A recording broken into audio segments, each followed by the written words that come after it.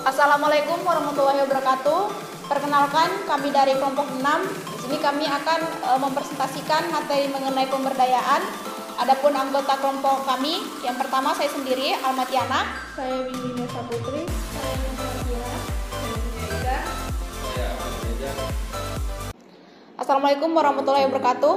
Waalaikumsalam warahmatullahi wabarakatuh. Selamat pagi. Pagi.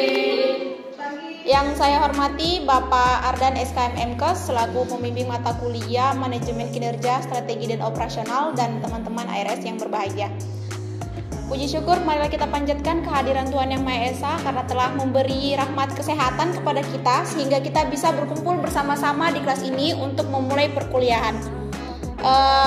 Sebelumnya perkenalkan saya Almatiana, bertindak sebagai moderator pada kelompok saya, yang dimana di sini saya tidak sendiri. Saya bersama teman saya, yang pertama ada Ahmad Reja, ada Nur Fasira, ada Siti Aisyah, dan ada Windy Indah Saputri. Selanjutnya kepada pemateri Windy Indah Saputri, saya persilahkan. Terima kasih kepada moderator yang telah memberikan saya kesempatan untuk menyampaikan materi yaitu pemberdayaan. Materi yang akan dibahas yaitu 1. Definisi pemberdayaan, 2. Perlunya pemberdayaan, 3. Manfaat pemberdayaan, 4. Hambatan pemberdayaan, 5. Memberdayakan budaya. Definisinya yaitu pemberdayaan secara umum diartikan lebih berdaya dari sebelumnya, baik dalam hal wewenang, tanggung jawab maupun kemampuan individual yang memilikinya. Sumber daya manusia yang diartikan daya yang bersumber dari manusia. Daya yang bersumber dari manusia ini dapat pula disebut tenaga atau kekuatan, energi maupun power yang melekat pada manusia itu sendiri. Dalam arti dapat ditunjukkan dalam hal tenaga, daya, kemampuan, kekuatan, keberadaan, peranan, wewenang, dan tanggung jawab yang dimiliki. Kemampuan yaitu pengetahuan, knowledge, keterampilan, skill, dan sikap, attitude. Perlunya pemberdayaan. Di dunia ini tidak ada sesuatu yang sempurna. Oleh karena itu, perubahan terjadi menjadi lebih baik dan bukan terbaik. Semakin kita menuju perubahan yang alami, kemungkinannya semakin jauh dari apa yang kita harapkan. Manusia harus bersikap proaktif dan antisipasif. Sudah menjadi hukum alam mempertahankan status quo. Ada yang diuntungkan dan ada yang dirugikan. Keadaan yang sebaik apapun karena berjalannya waktu akan menjadi usang sehingga sungkar dibenarkan manakala yang usang dipertahankan. Manfaat pemberdayaan. 1. Sebagai alat manajemen dalam rangka memberdayakan sebagai sumber untuk mencapai tujuan yang telah ditetapkan. 2. Sebagai pembaharuan manajemen dalam rangka meningkatkan kinerja organisasi. 3. Sebagai insenerator terhadap organisasi dalam rangka memanfaatkan peluang guna meningkatkan dan mengembangkan organisasi. 4. Sebagai mediator terhadap pihak lain dalam rangka meningkatkan kinerja organisasi. 5. Sebagai pemikir dalam rangka pengembangan organisasi. Adapun hambatan pemberdayaan yaitu 1. Tujuannya tidak jelas. 2. Nilai-nilai tidak jelas. 3. Filosofi manajemen yang tidak layak. 4. Kurangnya perencanaan dan pengembangan manajemen. 5. Struktur organisasi yang membingungkan. 6. Kontrol yang tidak memadai. 7. Rekrutmen dan seleksi yang tidak tepat. 8. Imbalan yang tidak adil. 9. Training yang kurang. 10. Stagnasi personal. 11. Komunikasi tidak berjalan lancar. 12. Tim kerja yang tidak berjalan baik. 13. Motivasi rendah. 14. Ada kreativitas rendah. Memperdayakan budaya. Memperdayakan adalah pemberian tanggung jawab dan wewenang dari atas kepada pegawai yang melibatkan adanya sharing informasi dan pengetahuan untuk memadu dan mengembangkan pegawai dalam bertindak sesuai dengan tujuan organisasi yang dinyatakan dalam satu skor sebagai tolak ukur.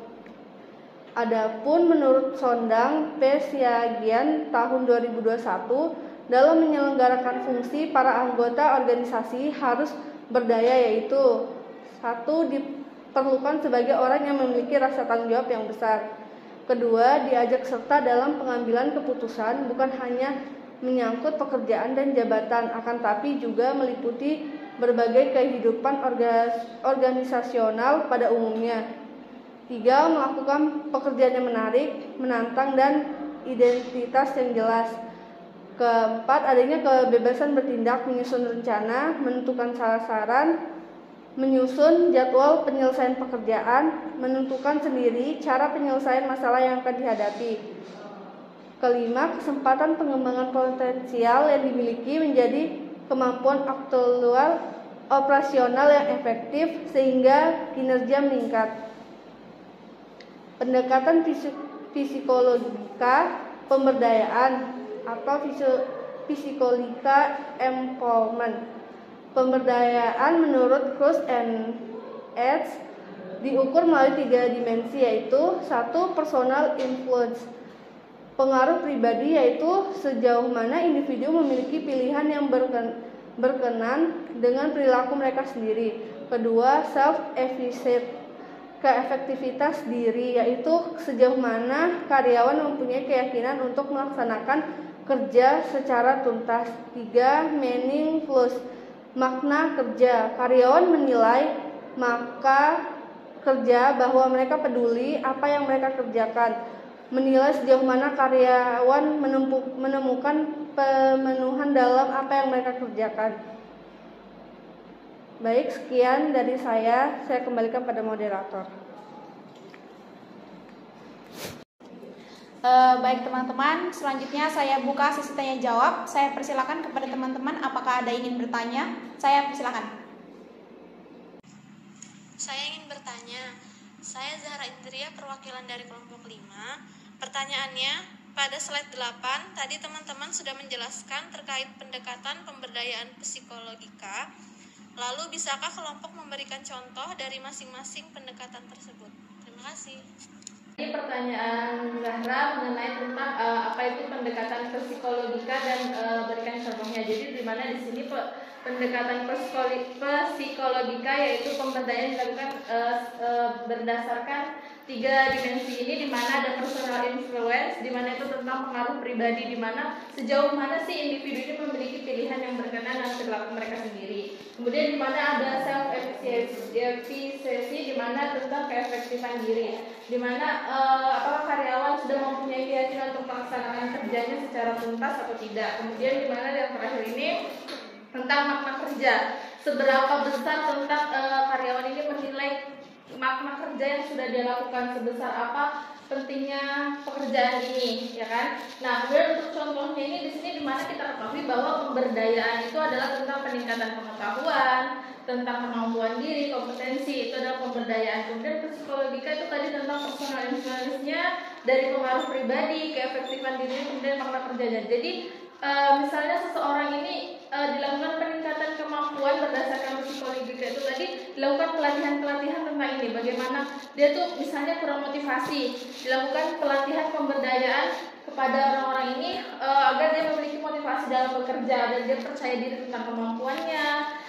Biasanya orang-orang ini sebenarnya punya kemampuan tapi dia tidak percaya diri. Nah, bagaimana di dalam organisasi, di dalam sebuah perusahaan itu bagaimana kita bisa sebagai pemimpin, sebagai seorang manajer atau pemimpin di organisasi itu bisa mendukung mereka, dilihat dari psikologikanya, dari pengaruh-pengaruh ini tadi yang mempengaruhi dari pribadi mereka sendiri. Jadi itu sih dari saya. Mungkin Zahra ada yang mau ditanggapi atau sudah cukup? Terima kasih. Terima kasih kembali. Baik, sekian presentasi dari kami. Kurang lebihnya saya mohon maaf. Assalamualaikum warahmatullahi wabarakatuh.